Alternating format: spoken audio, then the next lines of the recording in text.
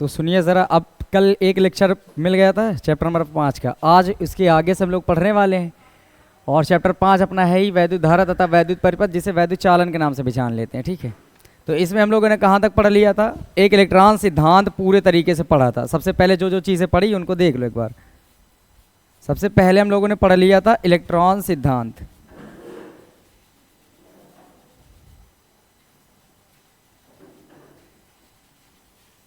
Electron सिद्धांत में दो चार बातें मैं बता देता हूँ, इसमें क्या क्या बातें थी। इलेक्ट्रॉन सिद्धांत ने ये बताया था हमें कि किसी भी पदार्थ, कोई भी पदार्थ हो वो परमाणुओं से मिलकर बना होता है, ऐसा पढ़ा था। और हर एक परमाणु में जो बीच का एक भाग होता है वो भारी होता है, भारी सा भाग होता है, जिसका नाम होता है नाभिक। सुनते जाएं, पदार्थ परमाणुओं से मिलकर बना है। परमाणु के मध्य में एक भारी सा भाग होता था जिसे हम नाभिक कहते थे।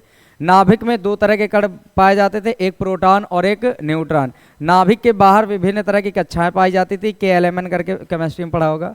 उसमें एक तीसरे प्रकार के कण चक्कर काटते जिनका नाम था इलेक्ट्रॉन। जो इलेक्ट्रॉन होते हैं वो नेगेटिव चार्ज रखते हैं अपने पास, और जो प्रोटॉन होते हैं पॉजिटिव, और जो न्यूट्रॉन होते हैं वो न्यूट्रल होते हैं, मतलब कोई आवेश अपने पास नहीं रखते हैं। अब चूंकि नाभिक में प्रोटॉन और न्यूट्रॉन पाए जा रहे थे, तो प्रोटॉन अपने पास पॉजिटिव चार्ज रख रहा था, न्यूट्रॉन तो कुछ रख नहीं रहा था। मतलब नाभिक के अंदर जो भी चार्ज होगा वो किसके कारण होगा? प्रोटॉन के कारण। और प्रोटॉन कैसा रख रहा है? पॉजिटिव। तो इस वजह से बताया गया था नाभिक पूर्णतया कैसा होता है? बताएं, धनावेशित होता है। कैसा होता है? धनावेशित। जो बाहर चक्कर काट रहे होते हैं वो इलेक्ट्रॉन होते हैं, वो कैसे रखते हैं आवेश अपने पास? निगेटिव। तो यहाँ से एक बात और पता चली थी कि जब भी आप किसी परमाणु में उसके नाभिक में प्रोटॉनों की संख्या देखेंगे तो बाहर चक्कर काट रहे इलेक्ट्रॉनों की संख्या के हमेशा क्या होंगे? बराबर होंगे। तो एक परमाणु में प्रोटॉनों की संख्या हमेशा इलेक्ट्रॉनों की संख्या के बराबर होंगे। साथ ही ये भी पढ़ा था प्रोटॉन और इलेक्ट्रॉन दोनों बराबर आवेश रखते हैं, पर प्रोटॉन पॉजिटिव रखता है, इलेक्ट्रॉन नेगेटिव आवेश रखता है। तो एक बात समझो, अगर कोई एक, मान लो इमेजिन करो कि यहाँ पर ये परमाणु है, ठीक, ऐसे इमेजिन कर लो थोड़ी देर के लिए। यहाँ पर 10 प्रोटॉन है, 10 इलेक्ट्रॉन है, ठीक है। तो 10 पॉजिटिव 10 निगेटिव के बराबर आवेश हुआ, 10 इलेक्ट्रॉनों के बराबर प्रोटॉनों का आवेश इलेक्ट्रॉनों के आवेश के ही बराबर होता है, बशर्ते धनात्मक होता है। तो प्रोटॉनों के पास जितना आवेश धन का होगा, इलेक्ट्रॉनों के पास ठीक उतना ही ऋण का होगा। तो ये दोनों एक दूसरे को क्या कर देंगे? खत्म कर देंगे। तो स्वतंत्र अवस्था में परमाणु हमेशा वैद्युत उदासीन होता है। कैसा होता है बताइए? वैद्युत उदासीन। पर किस अवस्था में? स्वतंत्र अवस्था में। जब उसमें छेड़छाड़ ना की जा रही हो उस समय हर एक पदार्थ का हर एक परमाणु कैसा होगा? वैद्युत उदासीन होगा। अब एक पदार्थ है और उसमें ढेर सारे परमाणु, तो हर एक परमाणु उदासीन है, तो बताइए टोटल परमाणु कैसे हो जाएंगे? उदासीन। और परमाणु से मिलकर जो पदार्थ बना वो भी क्या होता है? उदासीन। तो मतलब ये भी होता है कि अगर किसी पदार्थ में कोई छेड़छाड़ ना की जाए तो स्वतंत्र अवस्था में वो भी कैसा होता है? वैद्युत उदासीन होता है। याद रखिएगा। अब यहाँ पर फिर इसके बाद वहीं से हमने ये पढ़ा था कि कुछ इसमें इलेक्ट्रॉन्स पाए जा रहे थे बाहरी कक्षाओं में। बाहरी कक्षाओं में हमें ये पता था कि जैसे कि ये मानो इमेजिन करो कि यहाँ पर ये है धनावेशित भाग नाभिक का, ठीक। ये किसका भाग है? नाभिक का। यहाँ पर है प्रोटॉन और है न्यूट्रॉन। यहाँ पर ये कक्षाएं बनी हुई हैं, इनमें काट रहे हैं चक्कर इलेक्ट्रॉन। कौन चक्कर काट रहे हैं? इलेक्ट्रॉन। ये मान लो ऐसे इलेक्ट्रॉन चक्कर काट रहे हैं। एक बात ध्यान से समझिए, नाभिक के पास कौन भरे पड़े हैं? बोलो, प्रोटॉन और न्यूट्रॉन। प्रोटॉन कैसा आवेश रख रहा है? पॉजिटिव। इलेक्ट्रॉन कैसा आवेश रख रहे हैं? नेगेटिव। तो बताओ पॉजिटिव और नेगेटिव एक दूसरे को अट्रैक्ट करते हैं कि नहीं? मतलब ये समझना, नाभिक के पास के जो इलेक्ट्रॉन होंगे इनमें नाभिक का आकर्षण बल कार्य कर रहा होगा। कर रहा होगा क्यों? क्योंकि ये धनावेशित और ये कैसा है? ऋणावेशित। तो ये एक दूसरे को अट्रैक्ट कर रहे होंगे, तो ये इसको खींचना चाह रहा होगा। मतलब ये समझ सकते हो। अच्छा समझना, इसकी दूरी इतनी दिख रही इतनी। वही इसकी बात करते हैं, इस वाले तो थोड़ी सी और दूर, क्योंकि ये इस कक्षा में, ये वाला इस कक्षा में है ना। दूरी बढ़ने के साथ साथ आकर्षण बल का मान क्या होगा? कम होता जाएगा, और वर्ग के हिसाब से कम होता है। कूलाम का नियम पढ़ा था ना, 1/4 पाई एप्सिलॉन और Q1 Q2 R का स्क्वायर। मतलब दूरी के वर्ग के हिसाब से घटता है, मतलब बहुत तेजी से घटता है। तो बताओ उसी तरह से मैं इसकी बात करूँ सबसे बाहर वाले कक्षा होगी, तो इसमें तो बहुत ही कम लग रहा होगा, कम लग रहा होगा ना। तो इन आवेशों को हम रगड़ कर या खुरच कर एक स्थान से दूसरे स्थान, मतलब एक पदार्थ से दूसरे पदार्थ में ट्रांसफर कर सकते हैं। तो जो इलेक्ट्रॉन अपनी जगह छोड़कर कहीं और चले जाएं उनका नाम हम क्या दे सकते हैं? बताइए, मुक्त इलेक्ट्रॉन। क्या नाम दे सकते हैं? मुक्त इलेक्ट्रॉन। फिर मैंने वहीं पर बताया था कि ये जो इलेक्ट्रॉन एक जगह से दूसरी जगह पर जाते हैं उनका नाम क्या होता है? जल्दी बताइए। मुक्त इलेक्ट्रॉन। फिर वहीं से समझा दिया था किसी पदार्थ का आवेश किसी पदार्थ का आवेश वो अनुक्रमानुपाती होता है मुक्त इलेक्ट्रॉनों की संख्या की।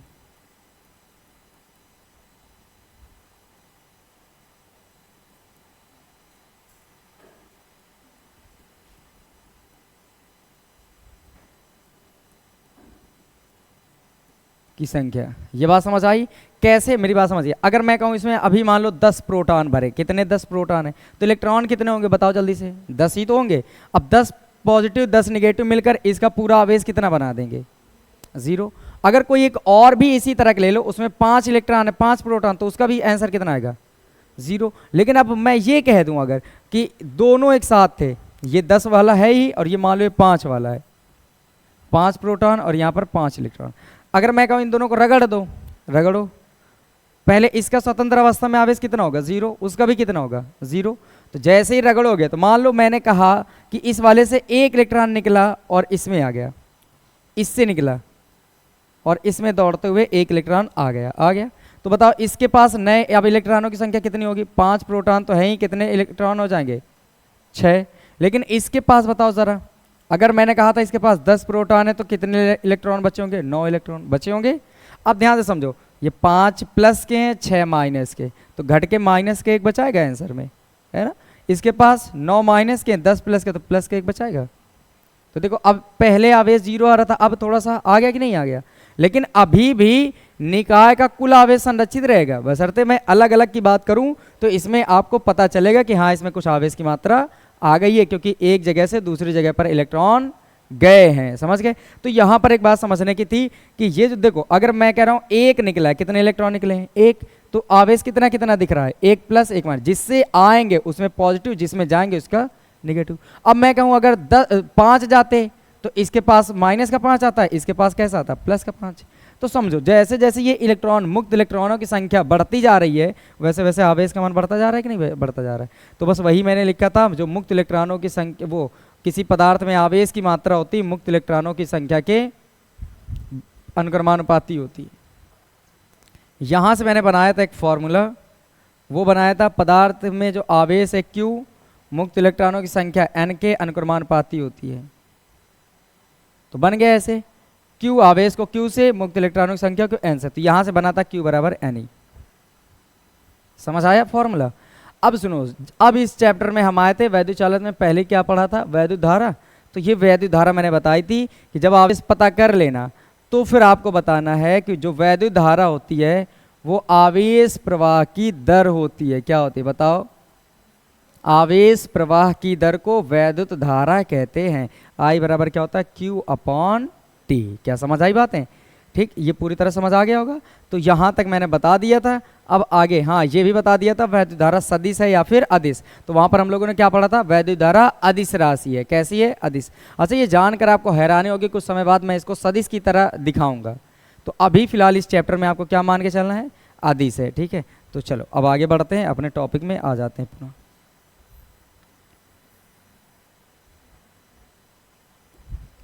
ठीक है, अब मैंने ये कहा कि जो परमाणु था, परमाणु में इलेक्ट्रॉन क्या होते हैं? जल्दी बोलो। चक्कर लगाते हैं। अगर चक्कर लगाते होंगे तो अपने परमाणु से टकराते होंगे, है ना, दीवारों से टकराते होंगे।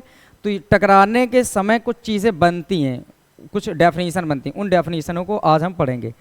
तो डेफिनेशन पहले तो ये है कि मुक्त इलेक्ट्रॉनों से संबंधित कुछ परिभाषाएं।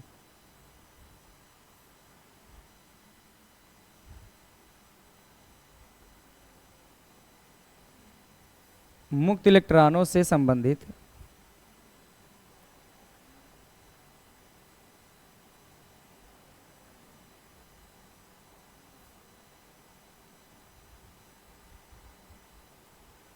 कुछ परिभाषाएं।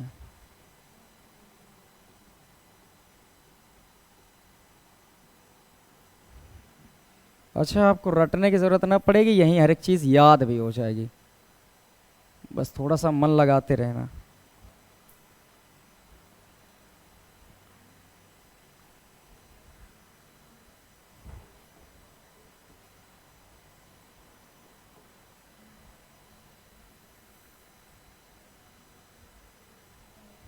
ठीक, पहली इसकी जो डेफिनेशन है वो आप समझो क्या है। सबसे पहले हम पढ़ेंगे माध्य मुक्त पथ।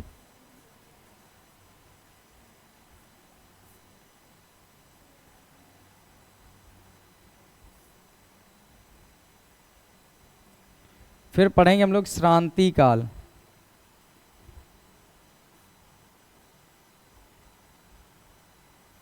फिर इसके बाद पढ़ लेंगे अनुगमन वेग।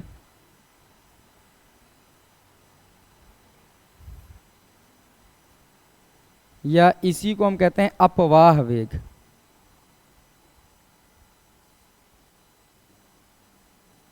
ये इतनी चीजें आपको पढ़नी है इसमें।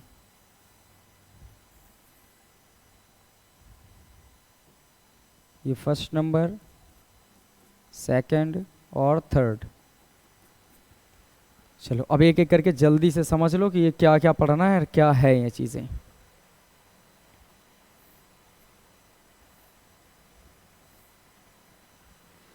देखो ये जो माध्य मुक्त पथ होता है ये समझो। पहले मैंने कहा कि जो इलेक्ट्रॉन होते हैं जब चक्कर लगाते हैं वो अपने पास अपने निश्चित कक्षाओं में ही चक्कर लगाते हैं। किसमें? निश्चित कक्षाओं में। ये आगे पढ़ोगे जाके बाद में, ठीक है, जब सेकंड फिजिक्स पढ़ाएंगे उसमें पढ़ाएंगे। फिलहाल मैं तुम्हें अभी ये बताता हूँ कि जब ये इलेक्ट्रॉन दौड़ रहे होते हैं ना तो ये क्या करते हैं, जैसे किसी पात्र में भर रहे हैं, ठीक है, तो ये जब चलते हैं दौड़ते हैं, जैसे करंट फ्लो हो रहा है, तो करंट फ्लो क्या होता है बताओ? आवेश का बहना। आवेश क्या होता है? मुक्त इलेक्ट्रॉनों का दौड़ना, है ना। तो कुल मिलाकर जो धारा बनती है मुक्त इलेक्ट्रॉनों के दौड़ने से बनती है। और जब ये बताओ मुक्त इलेक्ट्रॉन दौड़ेंगे तो बहुत से इलेक्ट्रॉन दौड़ेंगे तो दीवारों से टकराते हैं और एक दूसरे से भी टकराते हैं। तो ये जो टकराते हैं तो इनके द्वारा, समझना, जब ये टकराएंगे उसी समय से सारी चीज़ें बनेंगी। अगर कोई इलेक्ट्रॉन, मान लो कि मैं कह रहा हूँ कि ये ऐसे है, ये एक चालक समझो, और मान लो यहाँ से फ्लो हो रहे हैं ये इलेक्ट्रॉन्स, ठीक, यहाँ है, यहाँ है,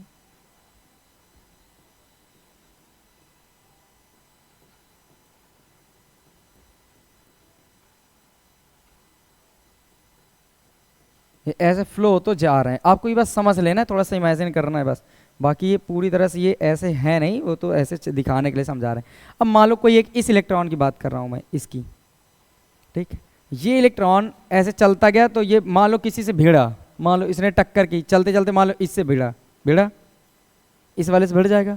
जैसे ही भिड़ेगा तो बताओ भिड़ने के बाद दिशाएं बदल जाती हैं कि नहीं? तुमने खुद देखा होगा, अगर दो व्यक्ति आपस में दौड़ रहे हैं, वो आपस में भिड़ जाए तो उनकी दिशाएं चेंज हो जाती हैं चेंज। तो मान लो इसकी दिशा चेंज हुई और ये अगली बार इधर की ओर मूव कर गया, तो अब इससे भिड़ जाएगा। तो एक बार यहाँ भिड़ा, अगली बार यहाँ भिड़ा, तो ये क्या हो गया? क्रमवार दो लगातार टक्कर हो गई कि नहीं हो गई? बताओ। पहली टक्कर इस जगह से हुई और यहाँ दूसरी टक्कर यहाँ पर हुई, तो इन्हें कहते हैं दो क्रमवार टक्कर, है ना, क्रमागत टक्कर। तो किसी चालक में मुक्त इलेक्ट्रॉनों के द्वारा दो क्रमागत टक्करों के बीच जो चली गई दूरी होती है उसी का नाम होता है माध्य मुक्त पथ। बताओ, आसान है। किसी चालक में मुक्त इलेक्ट्रॉनों के द्वारा दो क्रमागत टक्करों के बीच जो चली गई दूरी होती है उसी का नाम क्या होता है? माध्य मुक्त पथ। क्या समझ आई बातें? बताओ, सबको याद हो जाएगा। अगर कोई इलेक्ट्रॉन है वो किसी चालक में जब चलता है और वो दो क्रमागत टक्कर चल ले, एक बार टक्कर हो फिर दोबारा जहां टक्कर हो, तो दोनों के बीच की जो दूरी होगी वही क्या कहलाती है? माध्य मुक्त पथ। कोई दिक्कत किसी को? बताएं, समझ जाएंगे। अब श्रांति काल के बारे में यहीं पर बात कर लेते हैं। एक बात मुझे बताओ, जब ये यहां से यहां गया, ठीक, और फिर यहां से यहां गया तो दो बार टक्कर हुई। ये बताओ, एक टक्कर फिर दूसरी टक्कर, क्या जब दोनों टक्कर आपस में होती हैं तो इन दोनों टक्करों के बीच में कोई समय लगा होगा या नहीं लगा होगा? लगा होगा ना। तो जब दो क्रमागत टक्कर लगती हैं और उसको दूरी तय करने में जितना समय लगता है, दो क्रमागत टक्करों के बीच चली गई दूरी में जितना समय लगता है उस समय का नाम होता है श्रांति काल। क्या समझ आ रही बातें? पहली बात देखो, मान लो मैंने कहा ये इलेक्ट्रॉन था, इसने पहली बार, एक ये है, मान लो उसके रास्ते में एक और इलेक्ट्रॉन है, और ये मान लो दीवार ही है, कोई दिक्कत नहीं, कुछ भी हो सकता है भाई, इसकी दीवार से भी टकरा सकते हैं, हो सकता है ये टकराने के बाद इधर निकल गया होता है ना, कोई जरूरी नहीं। तो मान लो ये इलेक्ट्रॉन गया, पहली बार इससे टकराया, अगली बार ये ऐसे दिशा इसकी बदली और यूं टकरा गया, तो दो क्रमागत टक्कर हो गए, तो एक बार इधर और एक बार इधर। तो जब दो क्रमागत टक्करों के बीच जो दूरी तय की जाती है उसका नाम होता है माध्य मुक्त पथ। समझ गए? पथ मीन्स रास्ता होता है कि नहीं, समझो जरा। तो मतलब जो रास्ता होता है ना दो क्रमागत टक्करों वाला, वही कहलाता है माध्य मुक्त पथ। लेकिन बात आ जाती है श्रांति काल। तुमने पढ़ा होगा काल का मतलब समय होता है ना? भूतकाल, भविष्यकाल और वर्तमान काल, ऐसे कुछ भी जो भी है तो वो अंग्रेजी में पढ़े होंगे। तो ये काल का मतलब समय। अब समय को कैसे बनाओगे? जब मुक्त पथ की जहां दो क्रमागत टक्करों के बीच में बात चल रही है तो श्रांति काल भी वहीं का होगा। तो जब पहले टक्कर करे और एक दूसरा टक्कर करे, इन दोनों टक्करों में जब चलने में, इन दोनों टक्करों के बीच जितनी दूरी तय करने में जितना समय लगता है, उस समय का नाम होता है श्रांति काल। क्या समझ आ गई? ठीक, बस इतना ही काफी था। अब मैं लिखता हूं और इस चीज को समझते जाना। इसमें क्या होगा? किसी चालक में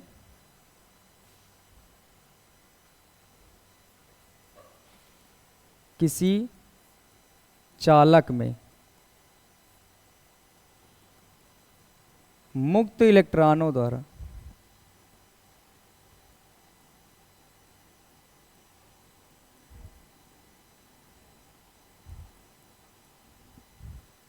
दो क्रमागत टक्करों के बीच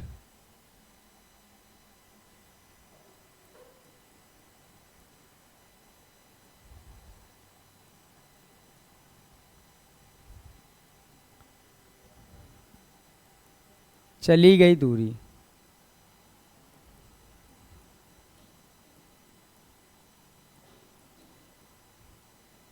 बस मैं शॉर्ट में लिख देता हूं। और लिखना अपने में क्या होगा कि किसी चालक में मुक्त इलेक्ट्रॉनों द्वारा दो क्रमागत टक्करों के बीच चली गई दूरी को माध्य मुक्त पथ कहते हैं। तो ये जोड़ लेंगे आगे। वैसे ही ठीक इसको भी बना लेंगे।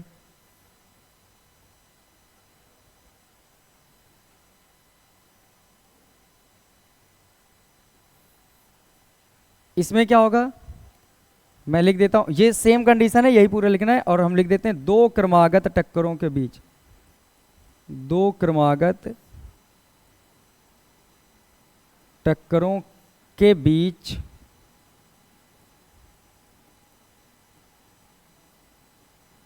चली गई दूरी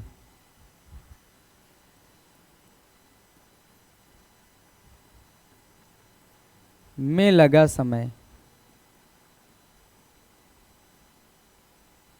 वो क्या कहलाता है बताइए? श्रांति काल। समझ रहे होंगे सब लोग?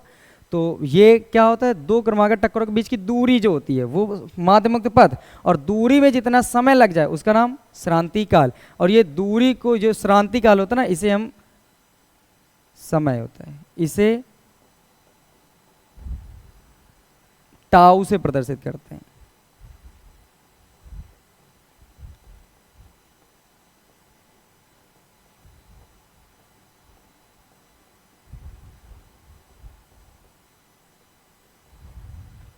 ये समझ गए?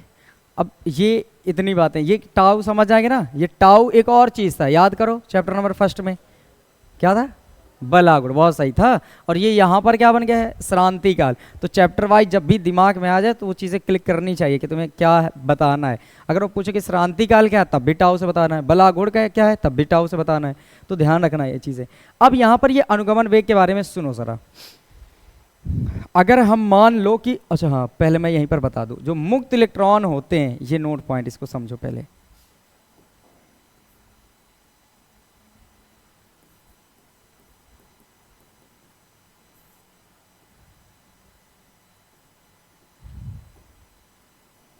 मुक्त इलेक्ट्रॉनों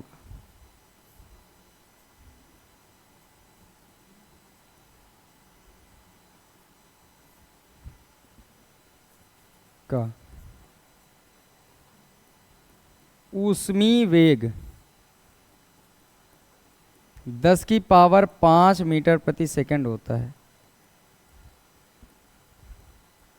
मतलब ये कि जो मुक्त इलेक्ट्रॉन है वो 10⁵ मीटर प्रति सेकंड, या कह सकते हो 100 किलोमीटर प्रति सेकंड। कितना?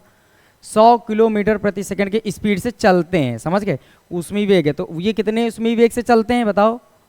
100 किलोमीटर प्रति सेकंड। मतलब हर एक सेकंड में कितनी स्पीड तय कर लेते हैं? 100 किलोमीटर। तभी तो कहीं ऐसा तो नहीं कि जैसे लाइट वहां जैसे पावर से ऑन की गई तो इधर तुरंत घर में हाजिर है ना, क्योंकि स्पीड इसकी बहुत होती है। तो ये समझना। अब यहाँ पर मैं ये बता रहा हूँ, इस चीज़ को ध्यान में रखना। ये कितना 10 की पावर 5 मीटर प्रति सेकंड। ये इलेक्ट्रॉनों का ऊष्मीय वेग है, समझ जाएंगे। अब अगर पता है मान लो किसी चालक को बैटरी से जोड़ देते हैं, किससे जोड़ देते हैं, बैटरी से, तो क्या होता है, बैटरी के जो विभवांतर होता है ना, टर्मिनल विभवांतर, पॉजिटिव निगेटिव हो जाते हैं तो विभवांतर उत्पन्न होगा। तो जो बैटरी का विभवांतर होता है ना, ये इलेक्ट्रॉनों को त्वरित गति प्रदान नहीं कर पाता। कौन सी गति, त्वरित गति। ये शब्द बड़ा अच्छा है, इसको समझो ज़रा, क्योंकि ये अच्छा त्वरित का मतलब क्या होता है बता दो मुझे अगर समझ पा रहे हो तो। कौन सा,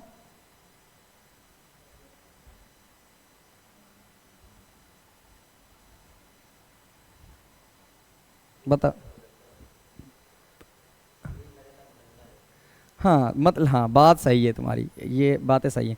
जो त्वरित गति का मतलब ये होता है कि ऐसी गति दे देना कि उसके वेग में परिवर्तन हो सके। क्या हो जाए, उसके वेग में परिवर्तन हो जाए, तो हम कहेंगे त्वरित गति। जैसे मान लो सपोज करो एक व्यक्ति दौड़ रहा है, मान लो दौड़ रहा है, और दौड़ रहा है व्यक्ति उधर की ओर मुड़ करके दौड़ रहा है, ठीक है। और आप जैसे मान लो आगे की ओर मैं जाने वाला हूँ, और आप मुझे दौड़ रहा हूँ और पीछे से आके धक्का दे दो, देखो मेरी स्पीड और ज़्यादा बढ़ जाएगी, बढ़ जाएगी, बढ़ जाएगी। लेकिन अगर मैं ऐसा कह रहा हूँ कि मैं इधर की ओर दौड़ रहा, तुम इधर से धक्का दे दो, फिर भी मेरी स्पीड बदलेगी भाई, इस बार कम होगी लेकिन स्पीड बदलेगी कि नहीं बदलेगी। लेकिन अगर मैं ये कह रहा हूँ कि मान लो एक व्यक्ति दौड़ रहा है और तुमने पीछे से कागज ऐसे ऐसे हवा कर दिया, क्या उसकी स्पीड में कोई फर्क पड़ेगा क्या भाई? कागज भी फोर्स अप्लाई करता है ना हवा से, पर इतना तो नहीं करेगा क्योंकि इस व्यक्ति की स्पीड में परिवर्तन दिखा दे।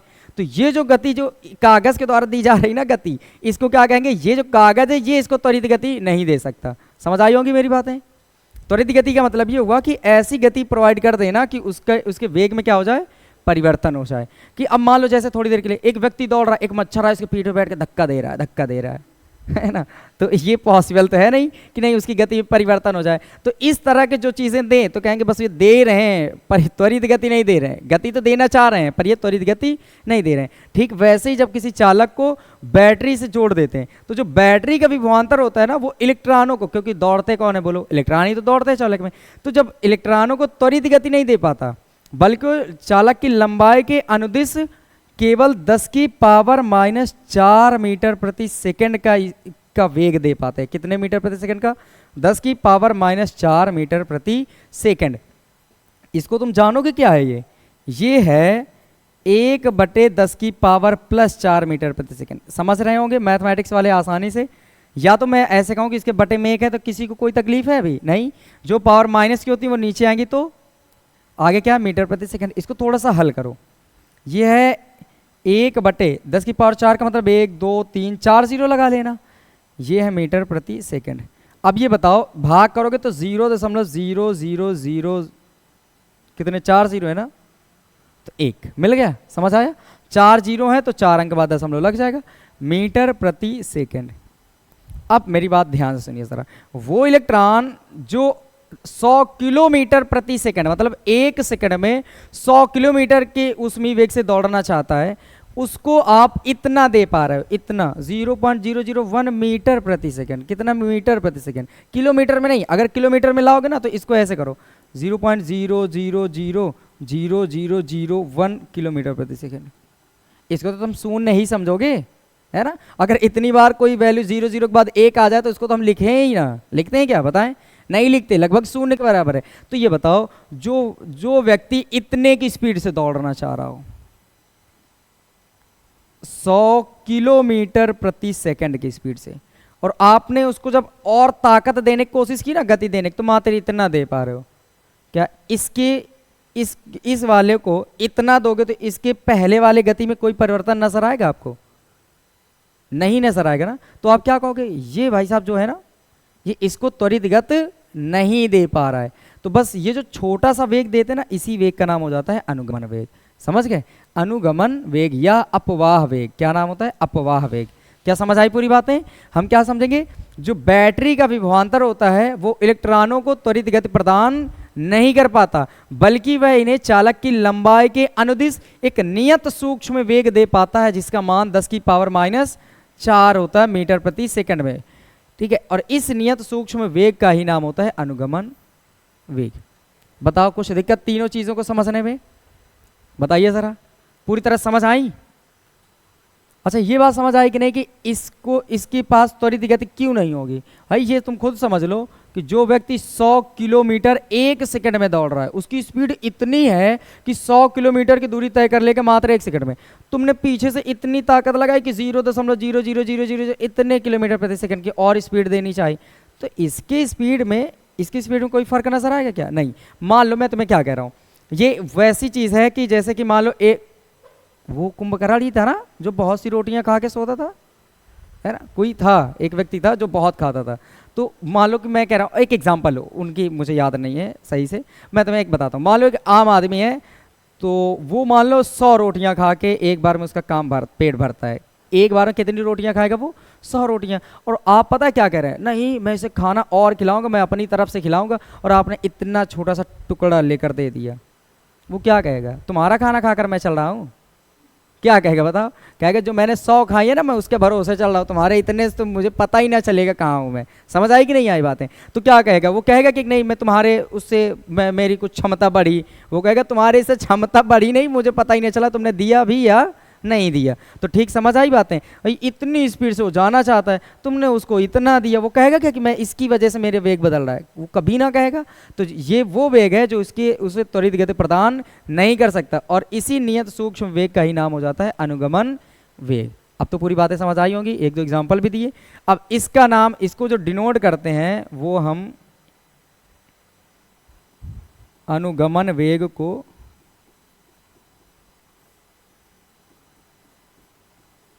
वीडी से प्रदर्शित करते हैं।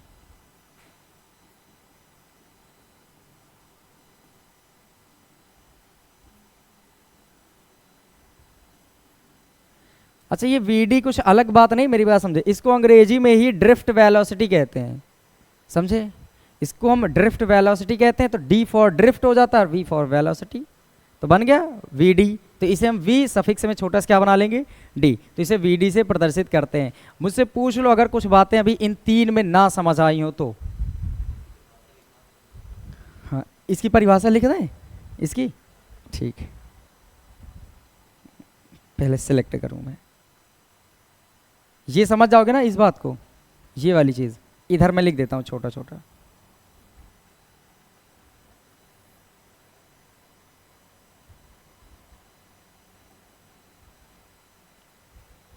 ये क्या है?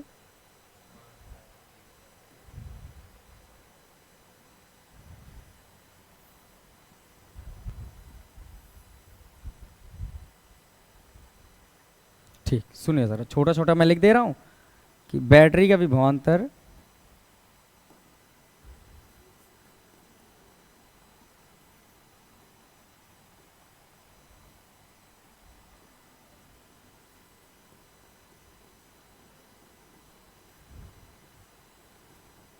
बैटरी का विभवांतर इलेक्ट्रॉनों को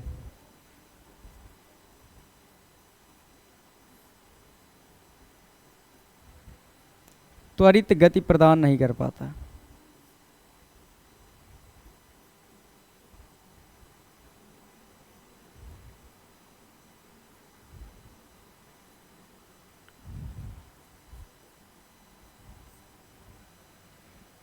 बल्कि वह इन्हें चालक की लंबाई के अनुदिश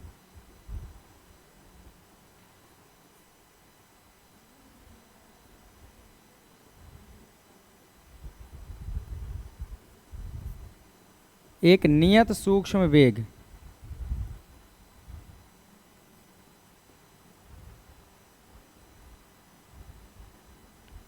ही दे पाता है।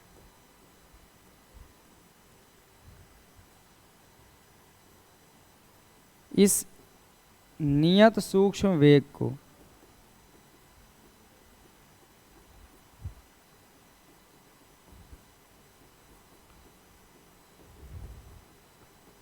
अनुगमन वेग या अपवाह वेग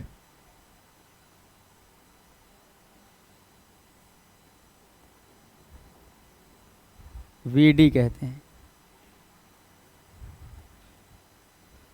समझ आ गई बातें? बताएं अब ठीक रहेगा। और जो नियत सूक्ष्म वेग होता है वो कितना 10⁻⁻⁴ मीटर प्रति सेकंड दे पाता है, इस बात को याद रखिएगा। ठीक रहेगा। अब बताएं, अब बढ़ जाएं आगे। अभी कुछ अब कुछ पूछना है इसमें से? सारी बातें समझ आई ना? ठीक है, अब सुनो जरा, अब एक अच्छा सा डेरिवेशन पढ़ेंगे हम लोग। मिटा दें या ऐड कर दें? ऐड कर देते हैं। ठीक है, अगली जो हेडलाइन है वो है वैद्युत धारा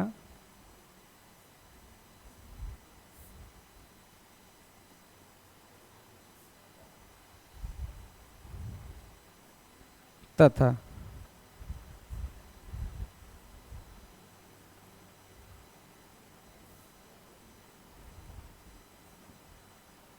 वेग में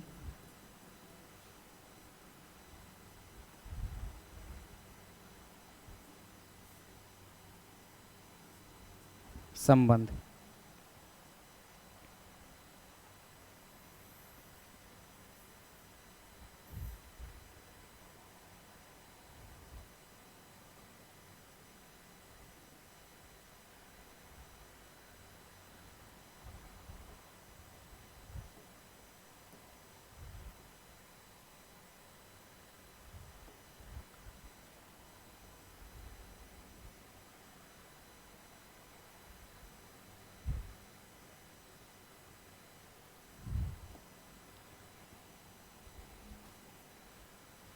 सुनो जरा,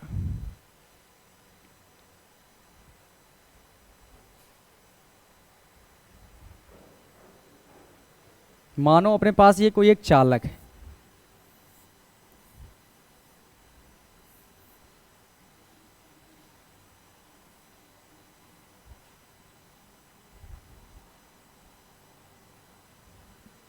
ये एक चालक है और इस चालक के जो अनुप्रस्थ काट का क्षेत्रफल है वो मान लो है ए।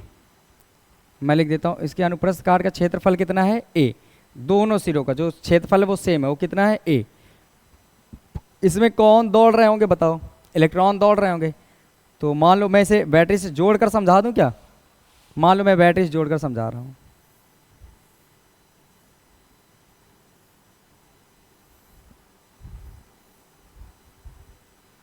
अब इसमें कौन दौड़ेंगे?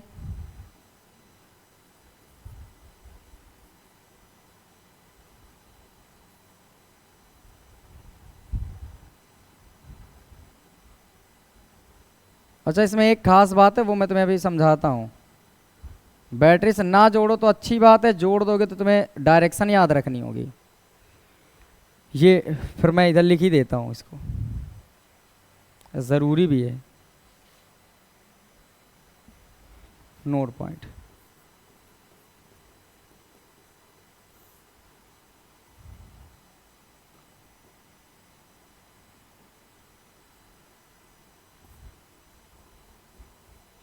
किसी चालक में प्रवाहित धारा की दिशा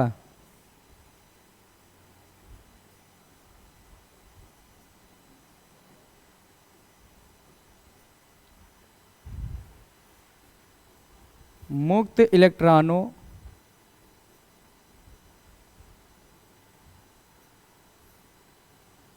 के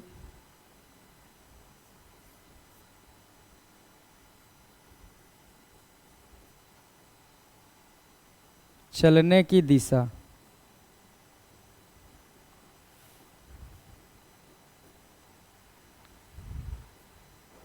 के विपरीत होता है।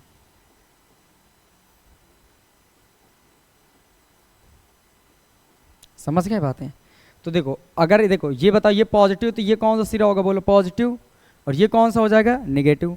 अब एक बात मुझे बताओ, इलेक्ट्रॉन इधर दौड़ेंगे, इलेक्ट्रॉन इधर दौड़ेंगे, तभी तो हम कहते हैं कि धारा पॉजिटिव चल के नेगेटिव पे आती है। समझ आई बात है? तो ये बैटरी जोड़ दिए गए, तो इस बात को ख्याल रखो कि अब इलेक्ट्रॉनों की दिशा हमेशा इधर की ओर बनाओगे।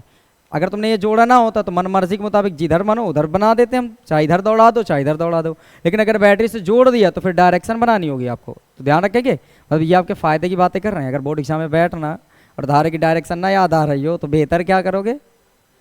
बैटरी ही ना छोड़ो। अब तुम इधर दौड़ा और चाहे इधर दौड़ा, वो समझदार कि अच्छा बैटरी इधर से जोड़ रखा होगा, ये अच्छा इधर से जोड़ रखा होगा, तो ये अपने फायदे की बात है। तभी मैथमेटिक्स वाले समझाते होंगे तुम्हें कि जैसे कि अगर मान लो कोई एक सूत्र लिखना चाह रहे हो, बट सूत्र नहीं याद है पर कंडीशन याद है कि ये ऐसे होगी, तो कंडीशन लगा के हल कर दो। सूत्र ज़रूरी नहीं, क्योंकि सूत्र के नंबर मिलते हैं, अगर गलत हुआ तो काट दिए जाएंगे। तो बेहतर कि आगे बढ़ जाओ स्टेप वाइज, ये नहीं कि तुम वहाँ फंसे रह जाओ।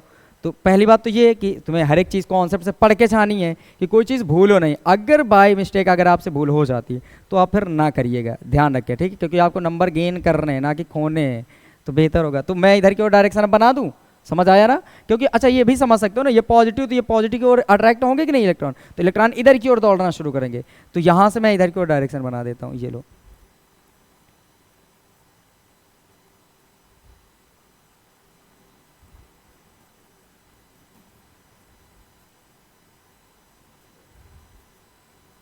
ये दौड़ रहे हैं इलेक्ट्रॉन इधर की ओर, ठीक। अब ये जो दौड़ रहे हैं, मान लो मैंने ये कहा कि इस चालक में, इस चालक के एकांक आयतन, एकांक आयतन मतलब जिस आयतन कितना हो, एक, एक आयतन में एक यूनिट जो अगर वॉल्यूम है उसमें जो इलेक्ट्रॉनों की संख्या वो स्मॉल लेटर में एन है, कितनी है? ये क्या मैंने किया, स्मॉल लेटर में एन है। समझ आई बातें? फिर देखो क्षेत्रफल क्या माना, ए, और मुक्त इलेक्ट्रॉनों की संख्या एकांक आयतन में कितनी मानी, एन, और माना कि जो इलेक्ट्रॉन है ना इनका अनुगमन वेग वीडी है, कितना है बोलो, अनुगमन वेग वीडी है, और चालक के सिरों के बीच की जो डिस्टेंस है वो है एल।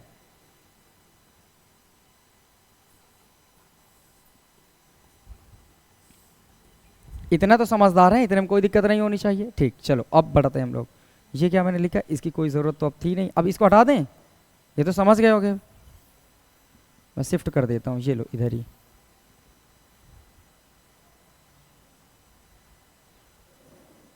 तुम भी यहीं आ जाओ, अच्छा लगेगा। हाँ ठीक, हम लिखते हैं यहाँ पर माना,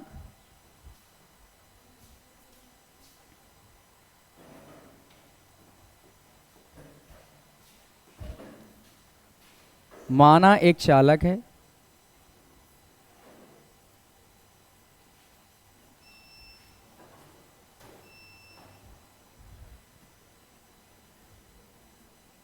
जिसके अनुप्रस्थ काट का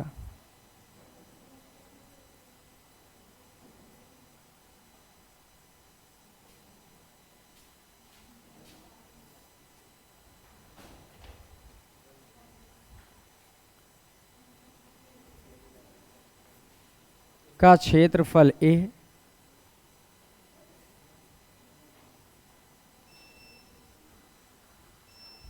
कॉमा इसके एकांक आयतन में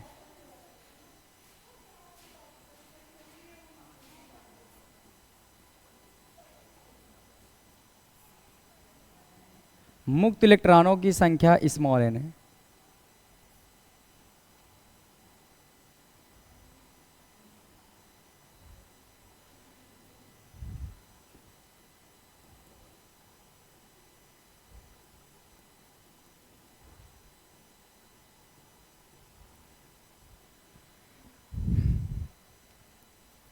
तथा सिरों की लंबाई, सिरों के बीच की दूरी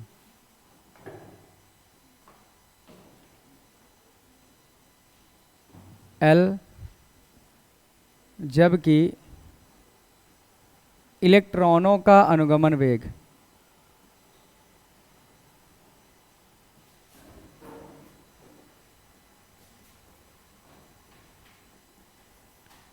वेग वीडी है, तब यहाँ पर अब समझिए ज़रा, इतनी चीज़ें मैंने मान ली, जो जो इसमें लिख दिख रहा था वही चीज़ें मैंने मान ली।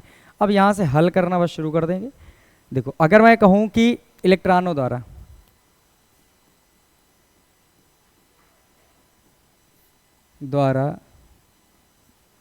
यदि इलेक्ट्रॉनों द्वारा टी समय में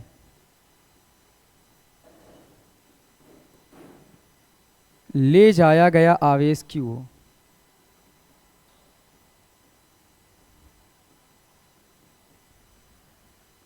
क्यू हो, तब आई बराबर क्या बन जाएगा बताइए ज़रा। आई बराबर क्या बनेगा, क्यू अपॉन टी। यही तो पढ़े हैं हम लोग कि अगर टी समय में कोई इलेक्ट्रॉन जो है इलेक्ट्रॉनों द्वारा क्यू आवेश से ले जाया जाता है तो आई बराबर क्यू अपॉन टी बनेगा। इसको इक्वेशन फर्स्ट नाम देते हैं। ठीक, फिर इसके बाद की बातें करते हैं। अभी हम लोगों ने क्या पढ़ा है, एकांक आयतन में मुक्त इलेक्ट्रॉनों की संख्या कितनी है, एन। तो यहां लिखते हैं चूंकि एकांक आयतन में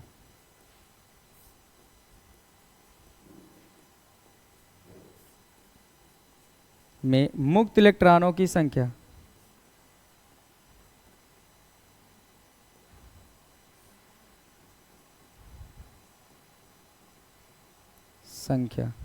तो बताओ मुक्त इलेक्ट्रॉनों की संख्या को आपने क्या माना है, अभी अभी बिल्कुल बताइए। हमने माना है स्मॉल लेटर में एन, यही तो माना है। अब ये बताओ जरा आपने लिखा क्या है, एकांक आयतन में। इस धारा की परिभाषा पढ़ो, एकांक समय में प्रवाहित आवेश की मात्रा को, यही तो पढ़ते हैं इसको। किसी चालक में एकांक समय में प्रवाहित आवेश की मात्रा को वैद्युत धारा कहते हैं। तो जिस शब्द के पहले एकांक लिखता है वो चीज़ कहाँ आती है, नीचे। इसमें पढ़ के देखो एकांक आयतन में, तो जल्दी बोलो आयतन कहाँ रहा होगा, नीचे। तो बटे में यहाँ हम करेंगे वी वॉल्यूम। एक मिनट का टाइम दे, इसको हटाऊं यहां से मैं।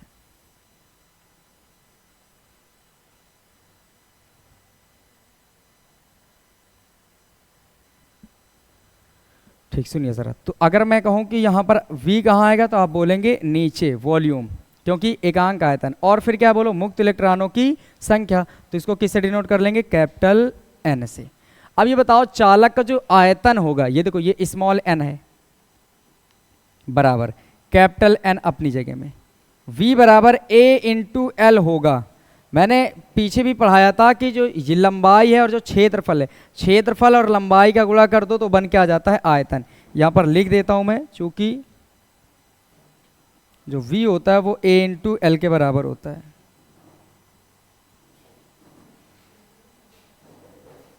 v बराबर a इंटू एल। तो यहाँ पर वैल्यू रख दी गई, ये n निकालना है तो ए एल बटे में इधर आएगा तो गुणे में हो जाएगा। तो n बराबर बनेगा n a l, ये बन के आ गया इतना, ये n a l, इतना समझ आ गया होगा। ठीक, अब आगे बढ़ते हैं।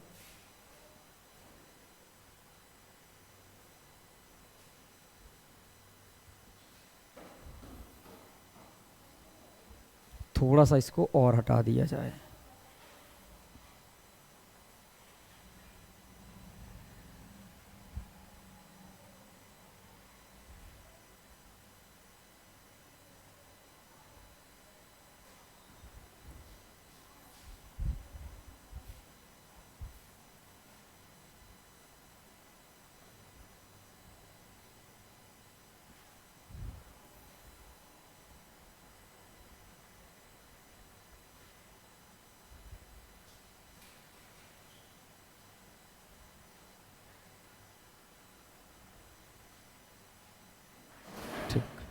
अब सुनेंगे यहां से, देखिए ये बन गए आ गया। अगर हम ये लिखें चालक में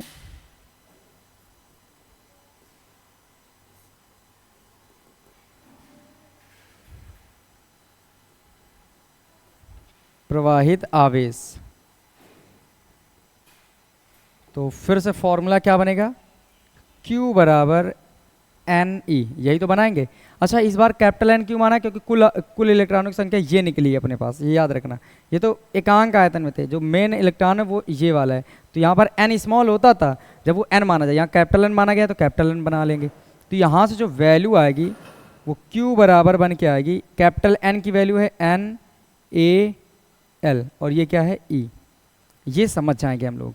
अब ये बताइए, ये जो है इसी को हम ऐसे भी, चलो ठीक है यहीं पर छोड़ देते हैं।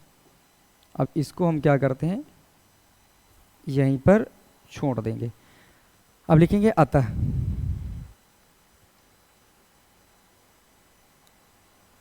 लिखेंगे यहां से Q का मान समीकरण 1 में रखेंगे, Q का जो मान है समीकरण 1 में रखेंगे। लिखेंगे Q का मान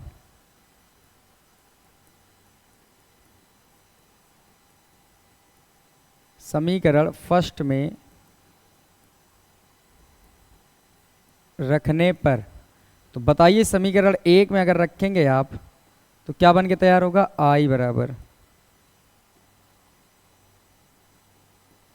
आई बराबर क्यू अपॉन टी है। तो क्यू की वैल्यू कितनी है, देखो एक बार मैं लिख देता हूँ, क्यू अपॉन टी। तो यहाँ से जो आई की वैल्यू आएगी, क्यू का मान कितना निकालो, NaLe है ना, या NaEl अपॉन क्या है, टी। अब एक बात फॉर्मूला यहाँ पर समझिए ज़रा, इधर ही मैं लिखता हूँ।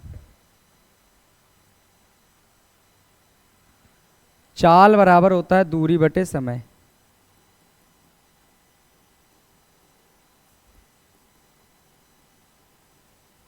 ये समझ जाएंगे, चाल बराबर दूरी बटे समय।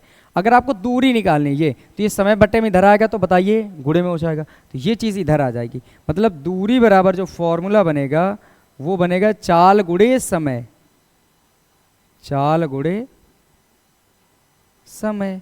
तो यहां पर अब चीजें आपको समझने, ये मैं हटाता हूं।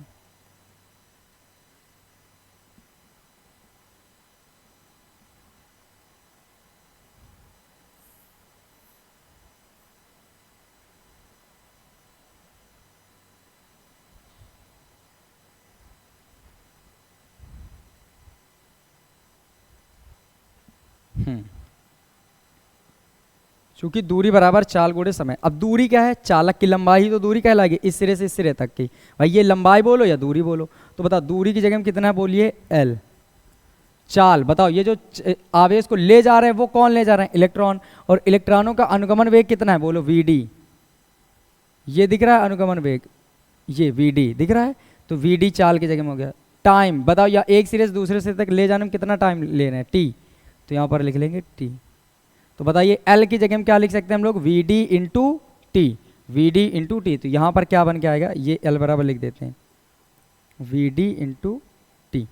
अब इसको रखना होगा आपको यहाँ पर, तो बताइए यहाँ से क्या बन के तैयार होगा, I बराबर NEA, पहले E लिख ले रहे हैं फिर A लिख ले रहे हैं, NEA, ठीक समझ गए। और ये रखा है L की जगह में क्या लिखना है, VD इंटू टी, और नीचे क्या है बताइए, T। तो हम ऐसा कर सकते हैं कि ये जो एक T है, इस एक T से ये वाला एक T ख़त्म हो जाएगा, तो I की जो वैल्यू बन के आएगी वो आएगी NeAVD। आया समझ, NeAVD, और यही हो जाएगा अपना आंसर।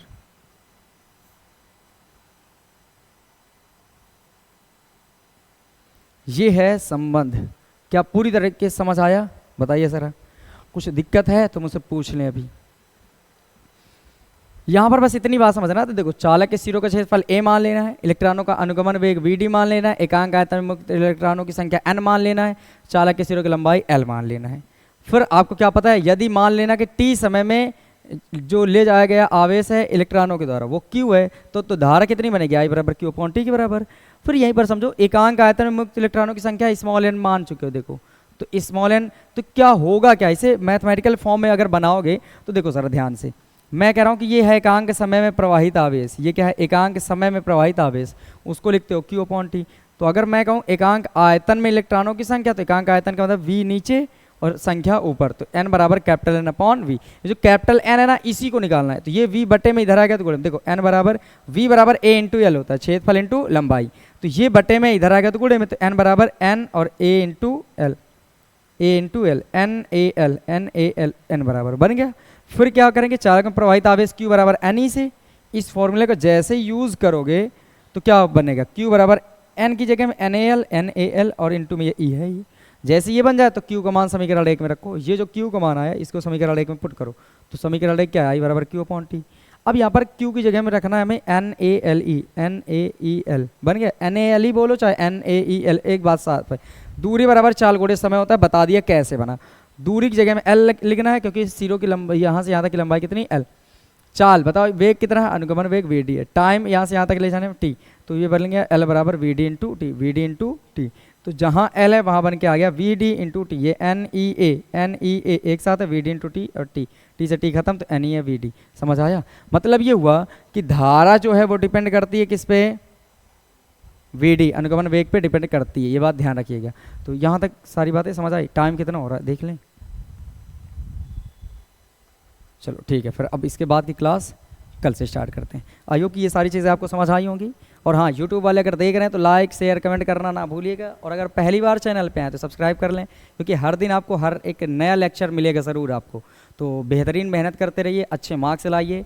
हम ये उम्मीद करते हैं कि आप अच्छे मार्क्स लाएंगे और इसमें अपना रिजल्ट प्रोवाइड करेंगे। एक बार मैं भी देखूँ कि कितना अच्छा आपके मार्क्स आ सकते हैं। Thank you so much.